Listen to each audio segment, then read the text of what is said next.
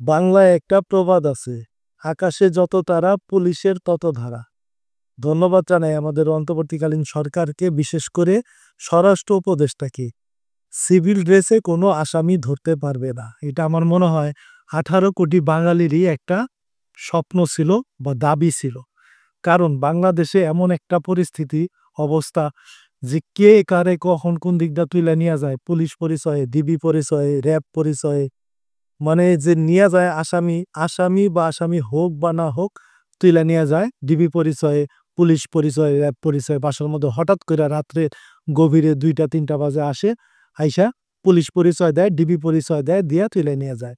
পরবর্তীতে থানায় গিয়া খোঁজ খবর নেওয়া যায়, থানা বলে যে না, আমাদের কাছে কোনো ডায়েরি হয় নাই, আমাদের কাছে কোনো হিসাব নাই, এই লোক আমরা গ্রেপ্তার করি নাই। 4 দিন 5 দিন, 1 সপ্তাহ, 1 মাসও চলে যায়, আমরা কোনো খবর পাই না। তো এইখান থেকে উত্তোলনের জন্য এই যে পদ্ধতিটা, যে সিস্টেমটা উনি করছে, এটার জন্য ওনাকে সাধুবাদ জানাই। উনি একটা ভালো উদ্যোগ নিছেন যে পুলিশ সিভিল ড্রেসে আসামি ধরতে পারবে না। এটা আসলে অনেক ভালো হয়েছে। আমার মনে হয় 18 কোটি বাঙালির এটা একটা, বাংলাদেশের মানুষের একটা চাওয়া ছিল। পুলিশ আসামি ধরবে স্বাভাবিক, যদি ধরে নেওয়া যায় সে তার পরিচয় দিবে, তো পুলিশের পোশাক পরে এসে নিবে, বা একটা ডায়েরি হবে, নাম ঠিকানা দিয়ে যাবো যাতে তারে খোঁজা যায়। তো এরকমই আইন জারি করতে চাইতেছে, এটা একটা ভালো উদ্যোগ আমি মনে করি। স্বরাষ্ট্র উপদেষ্টা লেফটেন্যান্ট জেনারেল মোহাম্মদ জাহাঙ্গীর আলম চৌধুরী বলেন, পুলিশের কোনো সদস্য সিভিল ড্রেসে আসামি ধরতে পারবে না।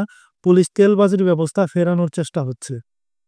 পুলিশ কোনো তেলবাজি কেউ করতে পারবে না, এটা বন্ধ করা হবে। আইন শৃঙ্খলা ব্যবস্থা উন্নয়নে কমিউনিটি পুলিশিং ব্যবস্থাকে জোরদার করতে হবে তিনি বলেন।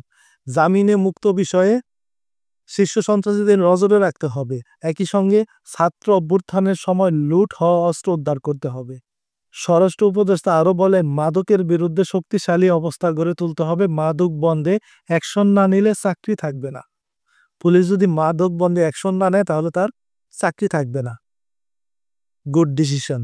আমরা নিরাময় কেন্দ্র খুলতে চাই না, মাদক বন্ধ করতে চাই। আমরা দায়িত্ব নেওয়ার পর পুলিশের নিয়োগ বাণিজ্য বন্ধ করা সম্ভব হয়েছে, বদলি বাণিজ্য নিয়ন্ত্রণে আনা হয়েছে। এ সময় তিনি ওসিদের ঘুষ নেওয়া বন্ধ করতে সংশ্লিষ্ট কর্মকর্তাদের ব্যবস্থা গ্রহণের নির্দেশ দেন।